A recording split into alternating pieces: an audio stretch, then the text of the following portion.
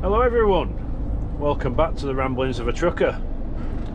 Once again you join me in the Peak District.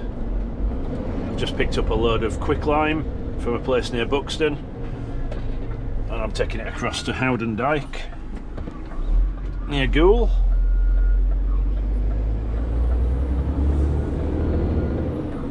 So I wanted to talk to you about the state of the trucking industry. Once again in the trucking media and in the mainstream media there's talk about a driver shortage, saying that the industry is going to need 40,000 new drivers per year in order to meet demand. Now obviously working in the trucking industry, I know why people are leaving, because there's an awful lot of lorry drivers out there that are doing other things.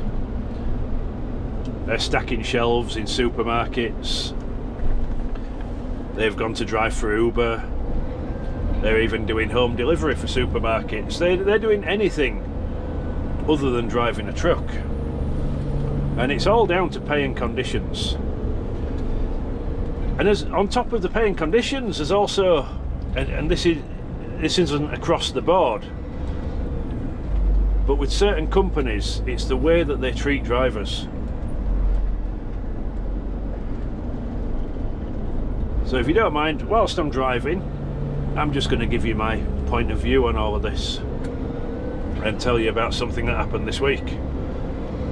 So, where a friend of mine works, someone he knows wanted to become a lorry driver.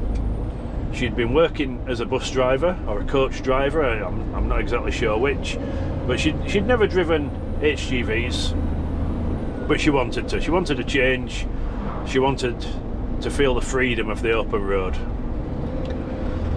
So she did a training, she took a test, and she contacted the company that a friend of mine works for, and they said they'd take her on even with no experience, because she'd driven large vehicles before, buses. She was used to tachographs in the buses and driving hours laws, even though they're slightly different. So they were prepared to give her a chance. So she said, you know, I'm not going to hide the fact I'm vertically challenged, so I need a truck where I can comfortably reach the pedals and the steering wheel, and I'm going to need a truck sat-nav, because on a bus I've just been doing local stuff and I don't know my way around the country. We've got different heights of trailer and things like that, different weight limits. I don't want to get into any trouble, so can you get me a truck that's suitable for a short person and that's got a built-in truck sat-nav? Yeah, not a problem, we'll sort that out for you. So she starts on Monday. My mate gives her a lift down to head office, because he's out based, and they go through all the induction stuff, train her up, get her a MPQC card and things like that for the quarries, and then they say, right, this is the truck you're having and this is the trailer. So she goes out to the truck and the seat cannot be adjusted enough for this small person. So she went into the office and said, you know, I can't get the seat comfortable, blah blah blah. Well, that's all we've got, so that's what you're having. Now, straight away that's an alarm bell. You know, this is a large company and they're desperate for drivers, they're advertising all the time, and here's someone who wants to become a driver, wants to work for that company. She just has two requests: be able to adjust the seat correctly for a small person, which, you know, it's not an unreasonable request, and she wants a truck sat-nav. Now personally I think the truck sat-nav is the responsibility of the driver, it's not the responsibility of the employer. And the reason I say that is because when I started driving trucks, sat-nav hadn't even been invented. So you had to have the ability to read a map, you had to buy your own maps, and you had to find your own way around the country. You couldn't rely on technology, it just wasn't available. And the firm were not going to do that. So to demand a truck sat-nav, I think that request is a bit unreasonable. So the first week or two, she was going to shadow my mates, her mates, our mates, and he was going to show her the ropes, teach her the aspects of loading and tipping a bulk tipper, some of the challenging places that we have to go in and out of at times. Which way shall I go? I'm gonna go Chesterfield, because Sheffield can be a bit of a nightmare, and there's only 3 minutes difference, I think. We've got the truck sat-nav in to update me on any traffic problems. Yeah, 4 minutes difference, but I guarantee I'd have lost those 4 minutes going through Sheffield. So anyway, they set off, and they did the first couple of jobs, and she wasn't impressed with the fact that they'd promised her things, or they'd said they'd provide things and they didn't. So it's now Thursday.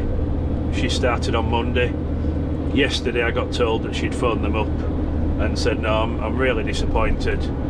You effectively lied to me, making promises that you didn't fulfill. So I'm going to work until Friday, and then that's it. I'll find somewhere else. And there's quite a lot of this. There's quite a lot of broken promises within the industry. And not only that, how drivers are treated. I mean, when I came back into this industry after a break, I vowed I would never ever do general haulage again. I would never do RDC work, regional distribution centre work. Never go into, you know, like Tesco and Asda, those distribution centres, B&Q, because as soon as you arrive, every single member of staff looks down upon you. You are a problem, even though you're bringing the goods that that company needs. They talk to you like you are shit. I've been to some places and you can't sit in the truck while you're being unloaded. You've got to go and sit on a plastic chair in a cordoned off area in the warehouse. It's not heated. Sometimes they don't have toilets, they don't have refreshments. As a tramper, we carry our own food and drink in the truck. Once you've handed your keys in, you're not allowed to go and get yourself some food, or even, you know, rest on the bed, watch a bit of TV. You have to stay on these plastic chairs in their warehouse. And these places, these are our homes, these trucks. We have everything in them to make our working life comfortable through the week. And to treat drivers almost worse than you treat animals, worse than you treat cattle. This is why people are leaving in droves. It's not that they don't like driving. It's not that they don't want to drive. They're just not prepared to be treated like a second-class citizen. And I don't know how it's going to change, because the industry seems to think that people who've gone through college and university and that they've graduated, they seem to think they are the best people to run transport companies, transport operations. But my experience, because I've had a few jobs within transport, and the best ones have all had former drivers in the office. They've done the job. They know what it involves. They don't make it necessarily easy for the driver, but they understand the difficulties that the driver has to go through.